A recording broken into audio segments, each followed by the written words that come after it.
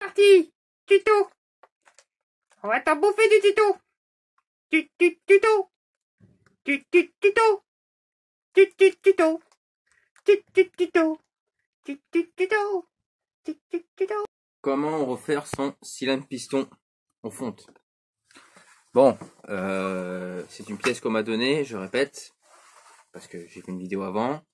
Donc voici le cylindre en fonte. Donc on peut voir, je sais pas si vous allez voir grand chose, voilà, on voit quand même qu'il est, il y a des petites marques de chauffe. Alors, j'ai fait des petits tutos vite fait pour dépanner, savoir comment refaire un cylindre piston, etc. Blablabla. Avec le peu d'outils qu'on a, etc. Et ben moi je vais vous dire un truc, c'est qu'il y a une solution pour refaire qui s'appelle, c'est un outil miracle qui coûte pas cher, qui coûte 8 euros, je vous le cache pas, 8-9 euros de frais de port. Ça s'appelle le rodoir. Alors, qu'est-ce qu'un rodoir? C'est ça, c'est des petites pierres que vous avez là qui va frotter votre cylindre pour le refaire. D'accord? Donc déjà, ce que je vais faire, c'est déjà, je vais prendre un truc direct, parce que moi, c'est ce que je veux savoir, parce qu'il faut que je me commande un piston pour celui-là. C'est le diamètre de ce cylindre. Donc, je vais mesurer le diamètre avec mon pied à coulisse. Donc, c'est un... putain, oh, ça va être la merde à trouver, ce piston. C'est un 44.7. Donc, ça va être la merdasse à trouver un piston comme ça. Donc, 44, même pas 0.7. Ouais, on va dire... je suis vraiment au maximum point. On va dire 6. Même un peu moins. Voilà, 44.6. Voilà. Donc, c'était un kit 70, quoi, d'époque. Donc, comment refaire l'intérieur du cylindre? Alors, ne faites pas à sec. Vous prenez un peu d'huile. Alors, moi, il y a de l'huile de thon, hein, etc. Enfin, ça, c'est de l'huile spéciale vélo. C'est de l'huile naturelle, on va dire. Donc, je badigeonne à l'intérieur d'huile. Voilà, je le badigeonne. J'hésite pas à badigeonner un petit peu. Et après, je prends donc une visseuse, tout simplement. Je mets ça dedans. Les petites pierres dedans. Alors, il faut bien qu'elles s'enfoncent dedans. Toc. Parce qu'après, je vais vous expliquer. Alors, il y en a certains qui utilisent comme ça et puis qui font. Alors, moi, qui le posent par terre. Moi, je le pose pas. Je vous explique pourquoi. On va se mettre en haut. Alors, sûrement, la visseuse et visseuse, c'est sous forme de batterie. J'ai plus de batterie, c'est super, ça commence bien.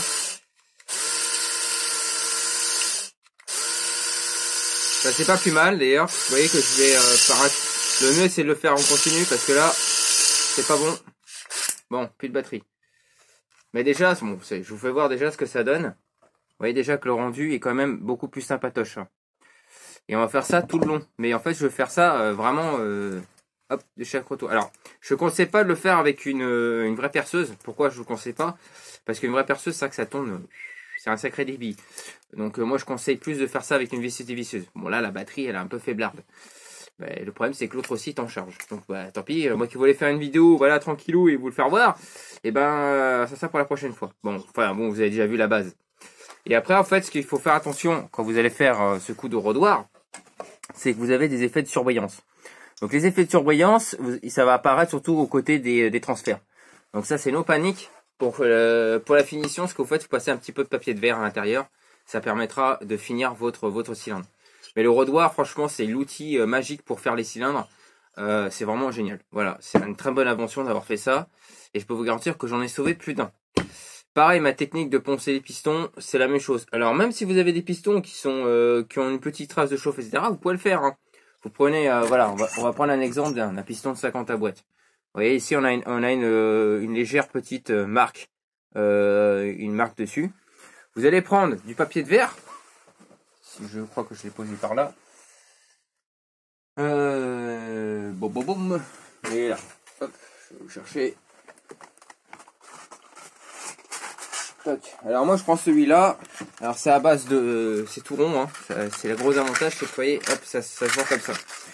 Et là, je le prends comme ça. Je coupe un petit bout. Hop, comme ça. Voilà. Et là, je vais venir sur le piston. Comme ça. Et je vais venir faire le tour. Je vais faire le tour tout le tour. Comme ça. Bien sûr, j'en ai laissé bon. Là, je peux juste voir. Hein. Là, je les ai pas enlevés et tout. Et je vais venir le polir un petit peu. Mais voilà, pas besoin de forcer. Alors, vous voyez, dans quel sens je suis, hein. Dans quel sens je tourne le piston.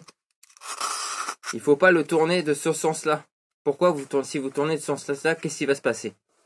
Et ben, quand vous allez tourner de ce sens-là, enfin, poncer de ce côté-là, c'est que ici, vous avez donc, sur un piston, on appelle des granules. Vous avez une espèce de granule, ce qui permet de retenir votre huile moteur. Et en fait, si vous enlevez ces parties granulées, et que vous ne poncez pas ce sens-là, qu'est-ce qui va se passer? C'est que votre piston, il va flotter, en fait. Donc, ça veut dire que l'huile va même pas brûler, et il va être tout huileux, tout dégueulasse. Donc, il faut toujours poncer comme ça. Voilà. Pareil pour le cylindre, hein, si vous voyez bien, il est poncé de la même manière, hein, avec le rodoir. C'est le même principe. Donc voilà, c'était franchement le dernier tuto. Pour les amorces de serrage. Là, je l'ai fait avec ce kit 70 Polini de mobilette. J'ai fait avec un piston de la M6. Que ce soit un scooter, tout ce qui est d'autant, etc. Il n'y a pas de problème, vous pouvez le faire, il n'y a aucun souci. Et après, ce que je disais, hein, il y a différentes amorces de serrage. Il y a serrage moteur et serrage moteur, hein, que je vois pas essayer de poncer. Enfin, j'en ai en fait, hein, même des trucs vraiment bien morts, hein, à l'intérieur.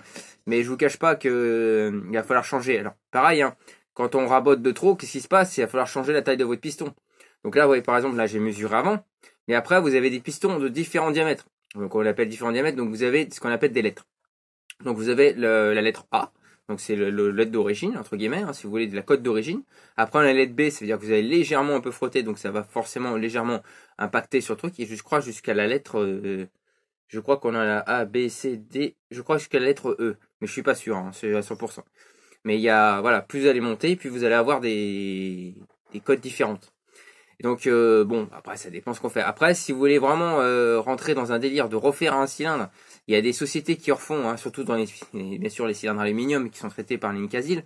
Contrairement à la fonte, il n'y a pas de Nicasil. Mais la Nicasil, le problème, c'est que, oui, quand vous avez des éclats, si vous n'avez pas de traitement, bah, l'éclat, il va forcément retaper sur votre piston. Donc, c'est pas terrible. Donc, bon, après, si l'éclat est petit, il y a des petits éclats, hein, c'est-à-dire vraiment minuscules, qu'on peut éliminer avec du rodoir. Par contre, il y en a certains, on ne pourra pas les éliminer. Donc, je vous cache pas que il vaut mieux, sincèrement, le faire passer par un professionnel. Alors que je sais que pour certains kits, il y a Airsal qui le fait encore, qui refait les kits. Bon, après, ça coûte un prix, hein, ça c'est sûr. Donc, c'est à vous de voir. Donc, si ça vaut le coup de changer le sien piston ou de le refaire, c'est vous qui voyez. Donc voilà, bon, c'était le petit dernier tuto, justement, avec ce kit Polini d'époque. Franchement, je te remercie encore, David, pour m'avoir donné ça, parce que ça m'arrange bien. Et comme ça, bah, hein, vous saurez comment refaire des cylindres pistons sur votre machine. Non, ce n'est pas le bon piston. J'ai rechargé la batterie. Donc, je vous explique juste ce qu'il en est, le résultat.